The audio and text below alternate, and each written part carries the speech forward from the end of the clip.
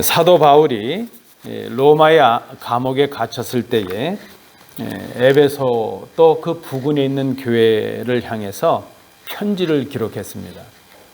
그리고 그 신실한 그 형제인 두기고라는 그 사람을 통해서 이 편지를 전달을 합니다. 바로 그 편지가 우리가 오늘 함께 읽으신 에베소서라는 편지입니다. 이 에베소서의 주제는 1장 23절에 요약이 되고 있습니다. 교회는 그의 몸이니 만물 안에서 만물을 충만하시게 하시는 이의 충만함이니라. 에베소서의 주제는 그리스도의 몸, 바로 그리스도의 몸인 교회 것을 말합니다. 교회가 무엇인가? 교회는 충만하고 영광스러운 그리스도의 몸이라 말할 수 있겠습니다. 우리가 에베소서를 좀 개관해 보면 에베소서는 총 6장으로 6장으로 구성이 되어 있습니다. 1장부터 3장까지의 말씀에서는 하나님께서 이 그리스도를 통해서 창조하신 새 인간을 말씀하죠. 그 새 인간, 새 사람들, 바로 교회를 향해서 교회에 관해서 말씀하고 있습니다. 좀 우리가 세분해 보면 1장은 하나님의 구원의 계획이 어떠한가, 2장은 그 하나님의 구원에 따라서 그리스도 안에서 얻게 되는 새로운 생명, 새로운 지위, 새로운 그런 신분에 관해서 말씀을 합니다. 그리고 3장은 이제 그 복음의 일꾼으로 그 계시의 비밀을 맡은 사람들에 관해서 설명을 해줍니다. 4장부터 6장까지의 말씀은 이렇게 그리스도를 통해서 지음받은 그 새 사람들, 교회, 성도들이 마땅히 살아야 될 삶이 무엇인가 하는 것을 말씀을 해줍니다. 그래서 4장에서는 교회 하나됨을 이루는 삶에 관해서, 그리고 5장에서는 하나님의 백성으로 살아가는 것이 무엇인가 하는 것, 그리고 6장에서는 이 모든 일 위해서 영육 간에 어떤 그 무장이 필요하다, 영적인 무장에 관해서 말씀을 해줍니다. 오늘 우리가 살펴야 되는 내용은 바로 3장의 말씀입니다. 이렇게 결론을 낼 수 있죠. 그리스도인이 누구인가? 그리스도인은 그리스도의 비밀을 맡은 자라. 비밀을 맡은 사람들, 바로 그리스도인이라 말할 수 있죠. 대부분의 영어 이 번역은요, 비밀이라는 단어를 시크릿이라는 이 단어 대신에 미스테리라는 단어를 쓰고 있는 것을 봅니다. 조금 구분이 되고 있습니다. 그저 우리가 해석을 해본다면 단순한 그런 비밀이 아니고 신비하고 좀 더 불가사의한 그런 비밀이라 하는 의미에서 미스테리라는 단어를 쓰는 것을 봅니다. 하나님께서 비밀을 감춰 놓으셨는데 그 하나님의 비밀을 우리 사람들이 알 수 없습니다. 그저 신비하다, 그렇게 말할 수밖에 없다는 의미로 보여집니다. 하나님께서 알려주시지 않았기에 전에는 알 수 없는, 감추어져 있는 그런 비밀이었습니다. 그런데 하나님께서 은혜의 경륜을 위해서 이 비밀을 드러내시고 우리에게 알게 해 주셨습니다. 오늘 본문에서 말씀하는 은혜의 경륜이라 하는 이 말은 하나님께서 인간을 구원하시기 위해서 선물로 주신 구원의 계획을 말하고 있습니다. 그러니까 하나님 속에 감춰져 있던 이 비밀이 이제 그리스도 예수를 통해서, 그리스도 예수 안에서 밝혀지게 되었다는 것입니다.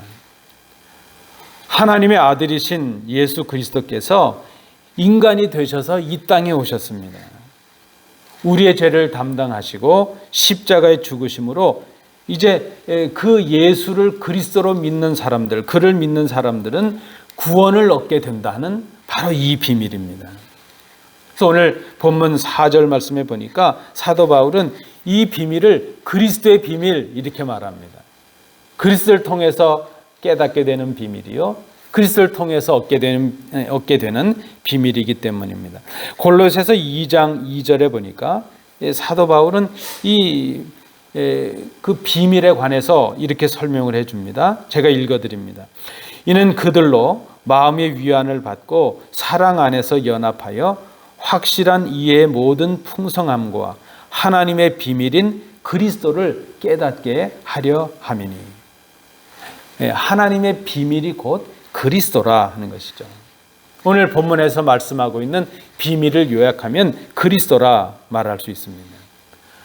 오늘 이 본문의 말씀, 우리 믿는 자들 또 우리 교회에 주어진 그리스도의 비밀을 우리에게 구체적으로 설명해 주고 있습니다. 믿음의 성도된 우리들, 교회된 우리가 간직하고 누리고 전해야 될 비밀이 무엇인가 하는 것을 오늘 본문을 통해서 생각해 봅니다. 첫 번째입니다. 6절 말씀을 통해서 보니까 이 비밀, 첫 번째 본문이 말씀하고 있는 비밀은 복음으로 말미암아 하나님의 상속자가 되는 비밀이라 이렇게 정리해 볼 수 있겠습니다. 우리가 다시 한번 생각해 보면 복음이 무엇인가? 복음은 예수로 인해서 이 땅에 임하게 되는 구원의 소식을 우리가 복음이라 이렇게 말합니다. 구원의 은혜를 주신 그리스도가 복음입니다. 그리스도를 통해서 얻게 되는 새로운 삶, 그것이 바로 복음이죠. 예수 그리스도를 믿음으로 우리에게 임한 변화 중에 하나가 있다면 그것은 우리가 하나님의 상속자들이 되었다는 것입니다. 하나님의 상속자가 된다는 것이 어떤 의미일까? 오늘 본문은 6절에서 계속 말씀합니다. 첫 번째는 하나님의 가족이 된다는 것입니다. 하나님의 가족이 된다. 하나님의 아들이신 그리스도처럼 우리가 하나님의 자녀들이 되는 것입니다. 여러분, 자녀는 특권을 갖습니다. 자녀는 아버지의 대행자가 되고 아버지의 상속자가 되는 것이죠. 복음을 영접하는 자, 그 사람들은 하나님의 자녀가 되어서 하나님의 영광에 참여하게 되고 하나님의 나라의 유업을 잇는 상속자들이 될 수 있다는 것입니다. 믿음으로 거듭났다, 우리가 예수를 믿는다, 구원을 받았다 하는 이 의미는 그저 단순히 죄사함을 받고 영생을 얻게 되었다, 그것으로 끝나는 것이 아니라 믿음으로 새 생명을 얻을 뿐만이 아니라 하나님의 자녀라는 그런 존재와 지위와 신분의 변화를 겪게 되는 것입니다. 또한 오늘 본문 6절에 보니까 하나님의 상속자가 된다는 또 다른 의미는 그리스도와 한 몸이 된다 하는 그런 의미가 있습니다. 고린도전서 12장 27절에서 사도 바울이 말씀합니다. 너희는 그리스도의 몸이요 지체의 각 부분이라 이렇게 말씀을 합니다. 예수를 믿는 사람들, 예수를 그리스도로 고백하는 모든 사람들은 바로 교회이죠. 예수를 그리스도로 고백하는 사람들이 교회인데 그 교회는 머리 되시는 그리스도의 몸을 이루는 각 지체가 된다는 것입니다. 그래서 교회, 우리 교회를 구성하고 있는 성도들은 각자인 것 같지만 한 몸입니다. 우리가 몸에 많은 지체를 가졌지만 하나인 것처럼 우리가 교회는 한 몸이라 하는 것이죠. 그리스도의 몸을 이루는 지체가 되었다는 것입니다.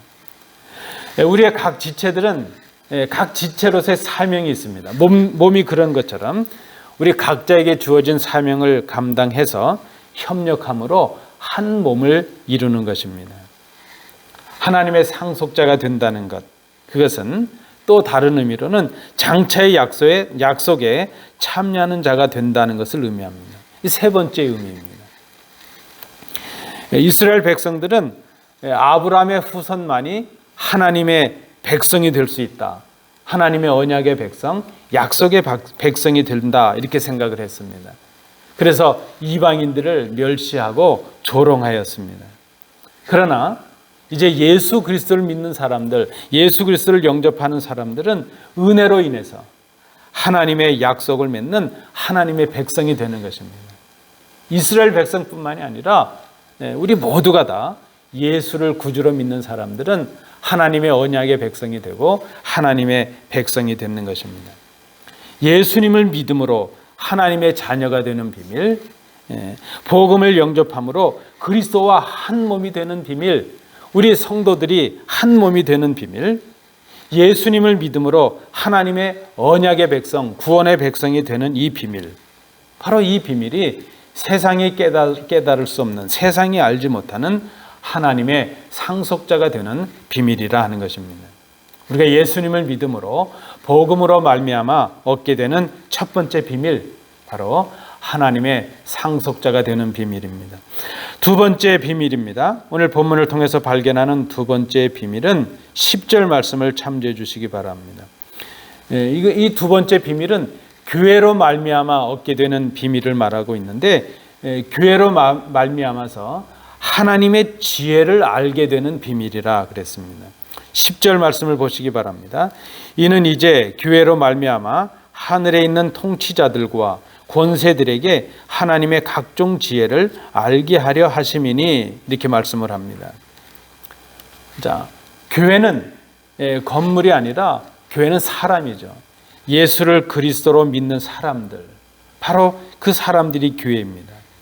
그들이 그리스도의 몸, 한 몸을 이루고 있습니다.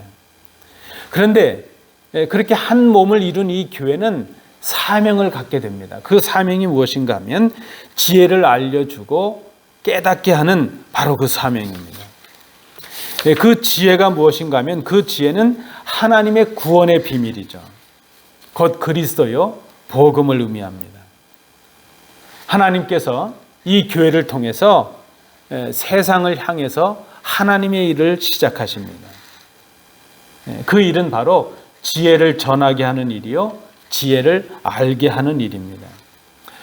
여러분, 전하기 위해서, 다른 사람들을 깨우치고 알게 하기 위해서 우리가 그 지혜가 무엇인가를 깨닫는 것이 중요합니다. 지금 우리에게 필요한 것, 우리의 신앙생활을 좀 더 풍성하게 하기 위해서 필요한 것은 지혜입니다. 잠언 4장 7절은 이렇게 말씀합니다. 지혜는 가장 소중한 것이다. 지혜를 얻어라. 그 어떤 것을 희생해서라도 깨달음을 얻으라. 그렇게 권면을 해줍니다. 그렇다면 우리가 얻어야 될 지혜가 얼마나 많이 있습니까? 세상을 살아가면서도 얻어야 될 지혜가 많은데, 믿는 우리가 얻어야 될 지혜가 무엇인가? 사도 바울의 표현에 의하면, 고린도전서 2장 6절의 말씀에 의하면, 그 지혜는, 우리 믿는 자들이 얻어야 될 지혜는 이 세상의 지혜가 아니라는 것입니다. 이 세상에서 곧 살아 없어져 버릴 그런 세상 통치자들의 지혜도 아니라 하는 것입니다. 잠언 9장 10절 또 1장 7절 말씀에 보니까 그 지혜는 얻는 자에게 생명나무라 그랬습니다. 하나님께서 주시는 이 지혜를 얻는 것은 이 땅에서 얻을 수 있는 지혜가 아니고 생명을 얻는 그런 생명나무를 얻는 것 같은 지혜라는 것입니다. 그 지혜를 가진 자가 복되다. 잠언 3장 18절 말씀입니다. 그리고 말씀드린 대로 잠언 9장 10절과 1장 7절에서 그렇게 말씀을 합니다. 여호와를 경외하는 것이 지혜의 근본이요 지식의 근본이 된다는 것입니다. 믿는 우리에게 필요한 지혜가 무엇입니까? 하나님을 믿는 지혜요, 하나님의 말씀을 깨닫는 지혜요, 그리스도를 아는 지혜, 그리스도를 믿는 지혜라 말할 수 있습니다.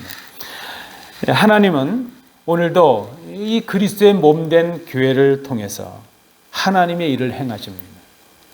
믿는 우리들, 교회된 우리를 통해서 하나님의 일을 행하십니다. 그래서 교회는 하나님의 지혜, 하나님의 비밀을 잘 깨닫고 세상에 잘 전해야 될 책임이 있습니다. 예수 그리스도의 구원과 하나님의 뜻을 전달하고 깨닫게 하는 일, 바로 이것이 성도의 일이요 교회의 일입니다. 하나님의 비밀, 그리스도의 비밀, 즉 이 복음을 세상에 전하는 바로 그 일입니다. 교회가 해야 될 일이 참 많이 있죠. 그러나 무엇보다도 성도된 우리가, 교회된 우리가 해야 될 일이 있다면 그것은 복음을 전하는 일이라는 것입니다. 생명의 복음을 전하는 일, 구원의 복음을 전하는 일입니다. 디모데후서 4장 2절에서 사도 바울이 말씀합니다. 너는 말씀을 전파하라. 때를 얻든지 못 얻든지 항상 힘쓰라. 범사에 오래 참음과 가르침으로 경책하며 경계하며 권하라. 이 교회가 이 복음을 전하는 일, 이 그리스도의 비밀을 전하는 이 일은 적극적으로 해야 되는 일입니다. 남들이 하겠지, 그저 선교사들이 하고 목사가 하겠지, 그게 아닙니다. 우리 성도가, 교회된 우리 모두가 다 적극적으로 해야 될 일이라. 섬김과 봉사와 나눔을 통해서 우리 주님의 사랑과 복음을 전하는 일입니다. 그것이 바로 교회에게 주신 비밀이요 사명이라 하는 것이죠. 여러분, 우리가 깨달아야 될 것입니다. 성도된 우리, 교회된 우리는 그리스도의 비밀, 이 복음의 비밀을 깨닫는 지혜를 먼저 받았습니다.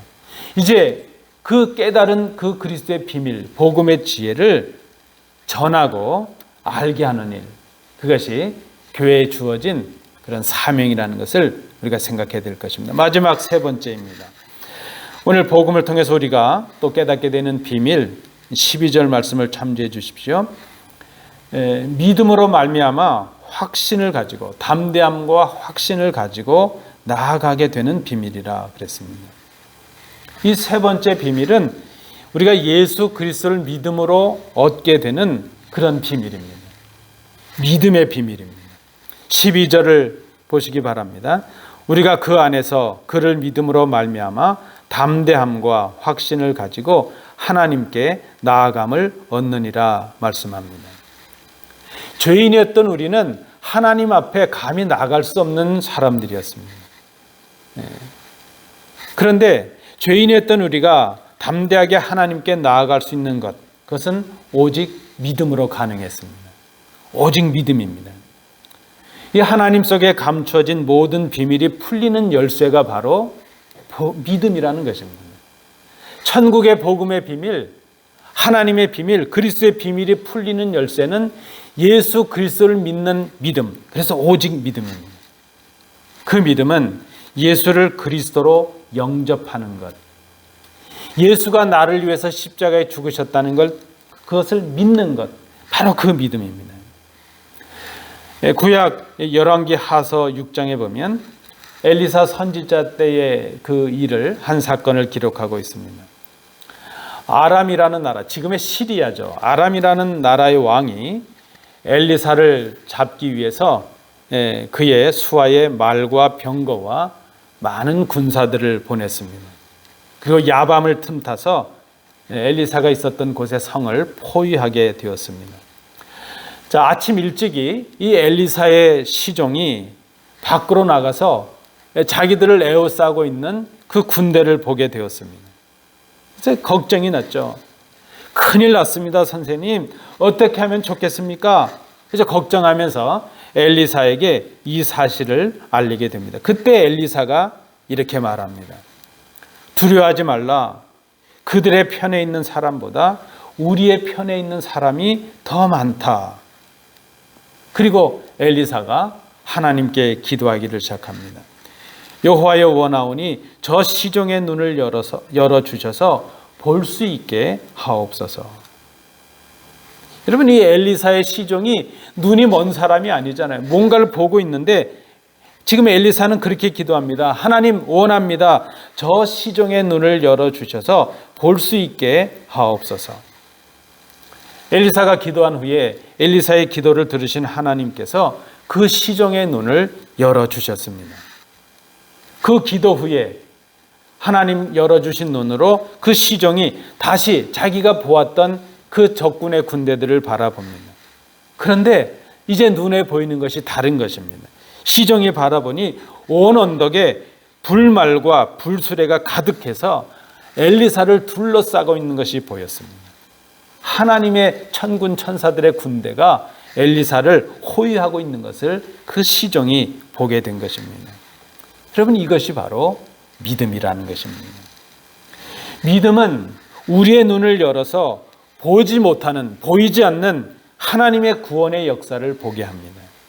우리의 육안으로 보는 것이 아니라 믿음의 눈, 영안으로 보게 되는 것입니다. 그때 우리는 담대함과 확신을 가지고 하나님께 나아갈 수 있게 됩니다. 여러분 잘 아시는 히브리서 11장 1절의 말씀은 이렇게 기록하고 있습니다. 믿음은 바라는 것들의 실상이요 보이지 않는 것들의 증거가 된다 말씀을 합니다.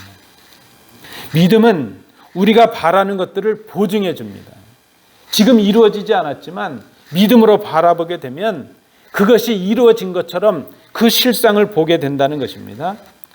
그리고 아직 이루어지지 않아서 보이지 않는 것들을 보는 것처럼 확신할 수 있게 해준다는 것입니다. 그것이 믿음입니다. 그래서 믿음의 사람들, 믿음의 눈으로 바라보는 사람들은 절망의 자리에서도 소망을 봅니다. 그런 사람들, 그런 믿음은 고난의 자리에서도 영광을 봅니다. 그런 믿음이 있다면 죽음의 자리에서도 부활을 소망하는, 기대하는 그런 사람들이 됩니다.